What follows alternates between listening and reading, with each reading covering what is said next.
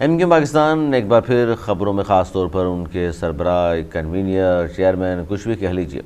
اب تو وہ خود بھی خالد مقدور صدیقی صاحب فرماتے ہیں کہ جی چیئرمین تو لقب کہہ لیجیے میرا، کیونکہ اب بھی جو الیکشن کمیشن آف پاکستان میں ان کا عہدہ درج ہے وہ کنوینئر کا ہے. اور اپنے منہ سے پھر ایک انٹرویو انہوں نے دیا اور اس میں یہ فرمایا کہ جناب میں کنوینئر ہوں، لقب کہہ لیجیے چیئرمین شپ کا ہے، اور ہماری باقاعدہ رابطہ کمیٹی.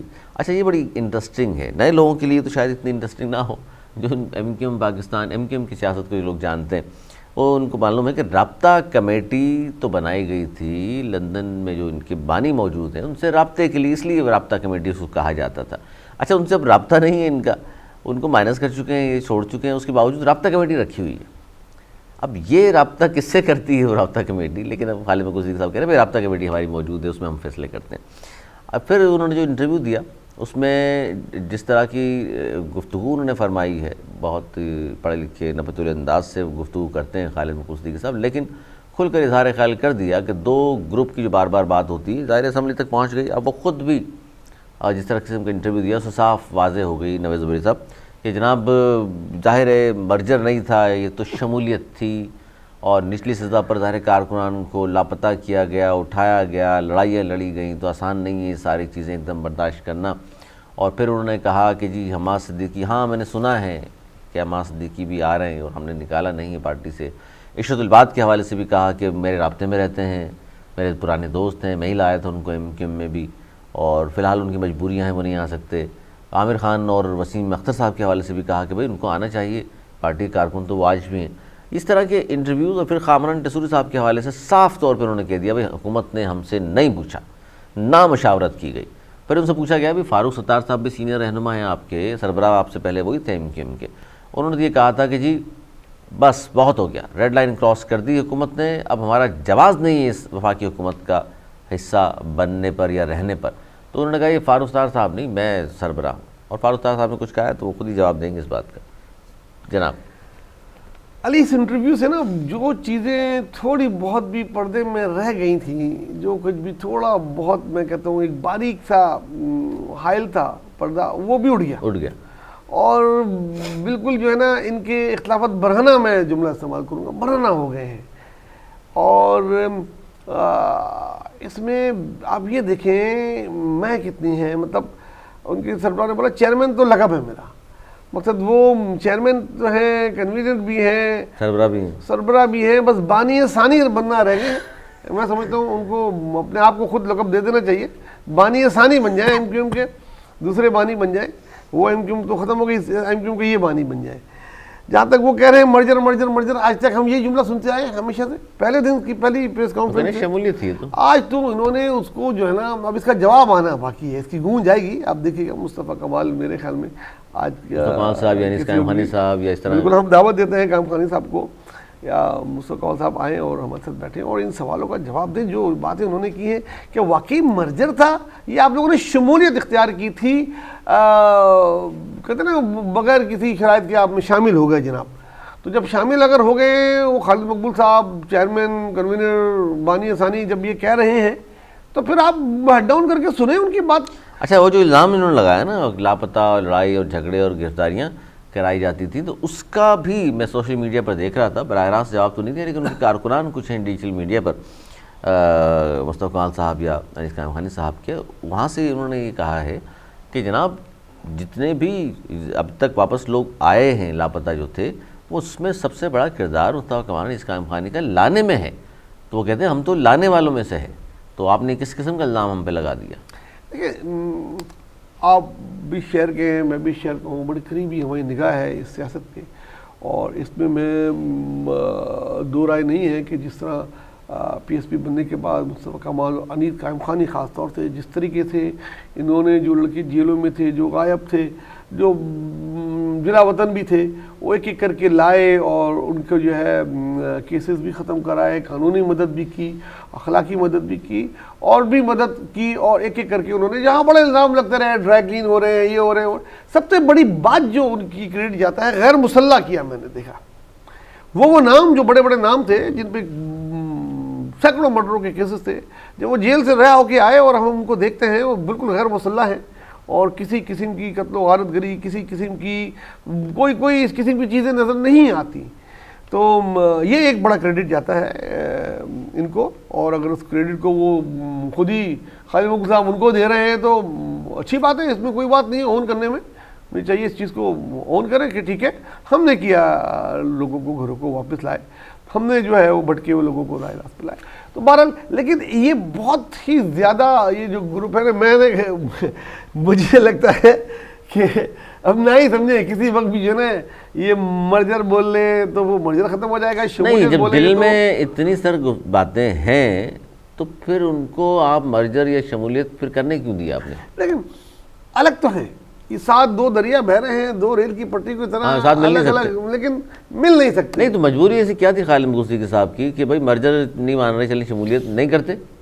نہیں کرتے تو کہیں کے دے رہ جاتے. ابھی بھی ان کی مجبوری یہ ہے، اگر یہ الگ الگ الیکشن میں جائیں تو 2 سے 3 تو بڑے ان میں فریکشن ہیں. آگے پیپلز پارٹی ہے، جماعت اسلامی ہے، ملے گا کیا ان کو؟ اچھا، فاروق ستار صاحب کی بات کو انہوں نے آن نہیں کیا؟ یہ فاروق ستار صاحب کا میں اچھا، فاروق ستار صاحب نے باقاعدہ طور پہ نعرے بھی لگائے پریس سے بات کرتے ہوئے، ایک تصوری سب پہ بھاری. یار مجھے بہت افسوس ہوتا ہے، میں خود بھی ایک سیاسی کارکن اور وہ کہہ رہے ہیں دوبارہ وہ گورنر بنیں گے. اور میں نے دیکھا فاروق ستار کو، جو وہ میئر تھے، میئر کے بعد ایم این اے، اپوزیشن لیڈر، وفاقی وزیر، وفاقی صوبائی اسپوکس مین، رابطہ کمیٹی کے کیا نہیں رہے، سربراہ تک رہے MKM کے. ہاں، اور وہ اتنی نیچے اپنے آپ کو لے آئے ہیں کہ وہ اب کامران ٹیسوری کے لیے وہ نعرے لگا رہے ہیں جو اور کسی کے نام سے ہے. بہرحال مجھے افسوس ہوتا ہے، ان کی سیاست میں سمجھتا ہوں ختم ہو گئی ہے فاروق ستار کی. وہ اس میں انہوں نے خالد مقبول نے کہا اب جو ہے جتنی جلدی اس کا حل آخر میں سمجھتا رہوں کہ اس سے حل یہی ہے کہ MQM اگر یہی مرجر رہا یا یہی شمولیت رہی اور یہی لوگ رہے تو اس کا فوری حل جو ہے اس مسئلے کو ختم کرنے کا، ان میں انٹرا پارٹی الیکشن ہے. یہ کوئی آئینی الیکشن تو ہے نہیں کہ 1 سال رہ گیا یا 6 مہینے رہ گئے. انٹرا پارٹی الیکشن تو کرایا جا سکتا ہے. جس دن بھی پارٹی کے رہنما آفس میں جمع ہوں اور مطالبہ کریں اور زیادہ لوگ مطالبہ کر دیں تو انٹرا پارٹی الیکشن ہو جانا چاہیے. نہیں، اس طرح کی گفتگو کے بعد آپ کو لگتا ہے پارٹی مزید منتشر ہو جائے گی، مضبوط ہوگی، نکھر جائے گی یا بکھر جائے گی؟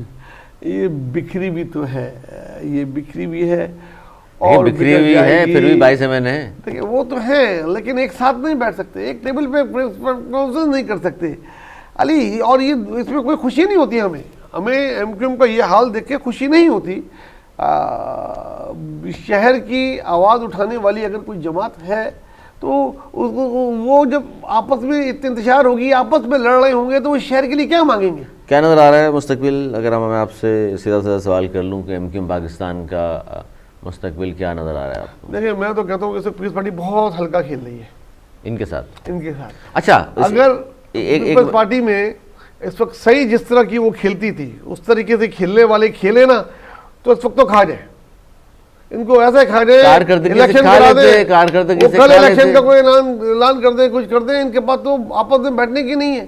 ان کو اسمبلی میں آپ دیکھتے ہیں نا وہ خود ان دونوں کو صلح کرا رہے ہوتے ہیں، تو ایسی MQM کو تو وہ مقصد بالکل بچوں کی طرح کھیل رہے ہیں نا. تو یہ جتنی جلدی انٹر پارٹی الیکشن کرا کے یہ اپنے آپ کو مضبوط کر لیں ٹھیک ہے، ورنہ آپ کے سامنے جو جماعت ہے پیپلز پارٹی، جماعت اسلامی کی تو میں بول نہیں دے رہا، وہ تو بالکل ہی سائڈ ہے. پیپلز پارٹی ہے وہ بہت ہی پرانے سیاستدانوں پہ ایک بہت بڑی اور پرانی سیاسی جماعت ہے جن کو آتا ہے سیاست کرنا، اور ان میں اس قسم کا فریکشن نہیں، اور ہے بھی تو اتنا اندر کہ باہر آتے آتے بھی بہت دیر لگ جاتی ہے ان باتوں کو. اور آپ تو خود ہی سب ایک دوسرے کی چیزیں بتانے پہ راضی ہوتے ہیں. تو بہرحال MQM مزید میں اس کو بکھرتا دیکھ رہا ہوں. MQM کو مزید آپ بکھرتا دیکھ رہے ہیں. اور اسی خبر کے حوالے سے آخری جملہ یہ کہوں گا کہ جب ان سے پوچھا گیا کہ آصف علی زرداری صاحب سے بھی آپ کی ملاقات ہوئی تو کہا جاتا ہے کہ آپ کو انہوں نے پیشکش کی ہے سندھ حکومت میں آ جائیں. اس کا انہوں نے یہ جواب دیا کہ جناب نہ انہوں نے یہ پیشکش کی اور نہ ہی ہم حکومت میں شمولیت اختیار کر سکتے ہیں، افورڈ نہیں کر سکتے اس وقت ہمیں وہ لینا، اور ہم بھی افورڈ نہیں کر سکتے ان کے ساتھ اس طرح سندھ میں چلنا. نہیں، یہ تو ہمارے پاس تو بالکل مصدقہ اطلاع ہے کہ انہوں نے آفر کی تھی کہ آج بھی آپ کی وزارتیں منتظر ہیں آئیں اور مل کے ان کی خدمت اچھا کرتے ہیں۔ یہ بات بڑی اچھی ہے، انہوں نے بھی اس بات کو تسلیم کیا کہ پہلی بات تو یہ کہ بھئی ایم کیو ایم کی ان کو ضرورت نہیں ہے، اتنی زیادہ ان کے پاس ووٹ موجود ہیں آلریڈی، اور پھر کہا ہم افورڈ نہیں کر سکتے اس وقت ان کے ساتھ جانا۔ تو 2008 میں کیوں گئے تھے؟